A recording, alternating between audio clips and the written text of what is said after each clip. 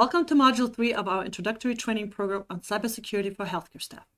In this second lesson of Module 2, we continue our exploration of the critical domain of passwords and security measures within healthcare.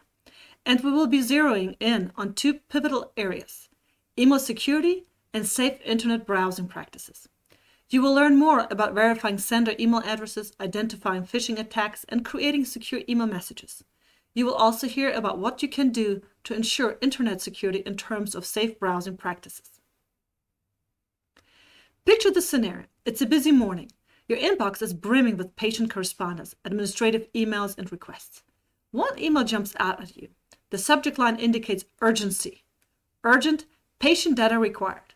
The sender is info@yourhospital-name.com. But wait, something feels off.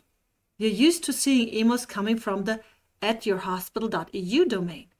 This little discrepancy raises a red flag. This could be a cyber attack. Therefore, you should always verify the sender email addresses. This can include examining the domain name, the part after the @ symbol, of the sender's email address, and be wary of misspellings or slight variations that may indicate a fraudulent email. You should also always verify the sender's identity, especially when receiving sensitive information or requests for confidential data. You could, for example, contact the sender through a trusted means, such as a phone call, to confirm their email communication. You might also want to be cautious with attachment and links and avoid opening attachments or clicking on links in emails from unknown or suspicious sources. Your IT department might also employ email security solutions like spam filters to help detect and prevent fraudulent emails from reaching your inbox. Finally, your organization might have established a clear protocol for reporting suspicious emails to your IT department or security team so that they can investigate and take appropriate actions to mitigate potential threats. In the lesson of Module 1 of this training program, we already mentioned phishing. So let us recap what phishing is. Phishing is the fraudulent practices of soliciting sensitive information by masquerading as a trustworthy entity. Imagine if you had rushed and responded to the earlier email, we could have had a significant data breach. How can you identify a phishing attack?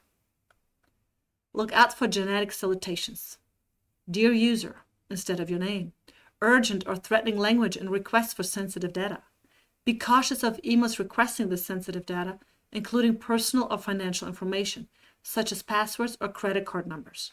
Legitimate organizations usually don't ask for sensitive data via email. Also, many phishing emails contain spelling, grammar, and punctuation errors.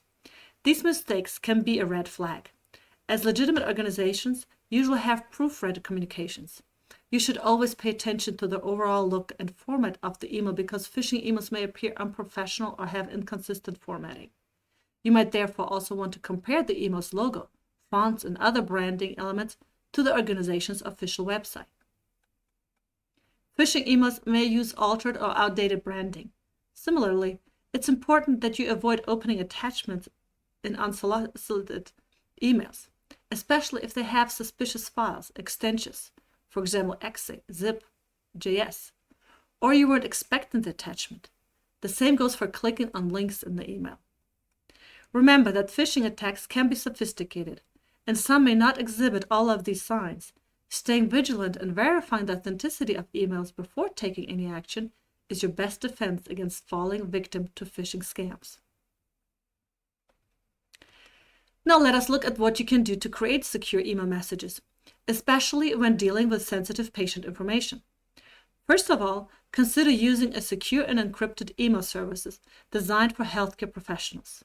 These services provide built-in security features to protect patient data. Whenever you're sending sensitive patient information, use end-to-end encryption.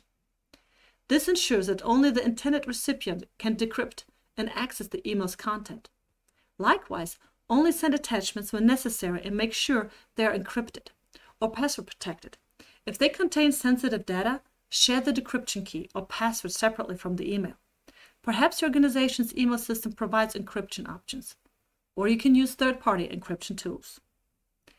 As discussed in the first lesson of this module, you should always protect your email account with a strong, unique password and, where possible, enable two-factor authentication. Another important step to creating secure email messages is to send sensitive information only to those who need it. Avoid sending patient data to a large group of recipients unless absolutely necessary.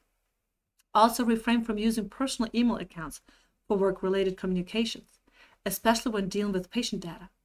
Stick to secure, work-provided email accounts. In a similar vein, ensure you are connected to a secure Wi-Fi network. When sending sensitive emails, avoid using public Wi-Fi networks, which may be less secure. Please also make sure that you double-check the recipient's email address to ensure it is accurate before sending sensitive information.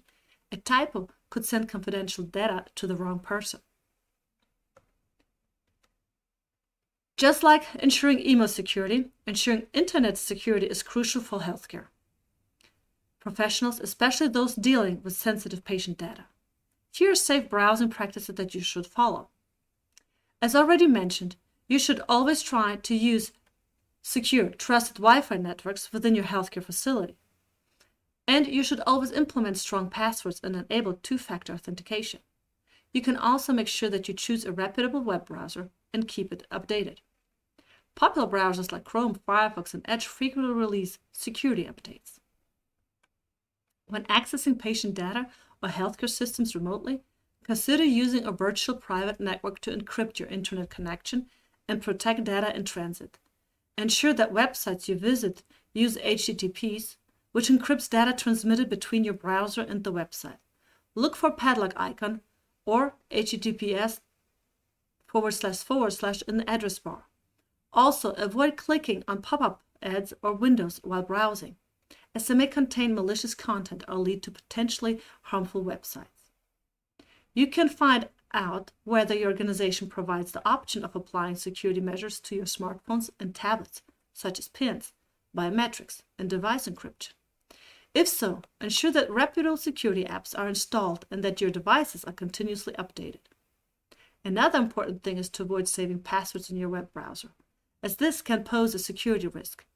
If someone gains access to your device, finally, always remember to log out of applications, websites, and healthcare systems when you're done using them, especially when accessing patient records. To wrap things up, remember that secure email and browsing practices are crucial for protecting sensitive healthcare information. In case of doubt, contact your IT department. Thank you for your attention.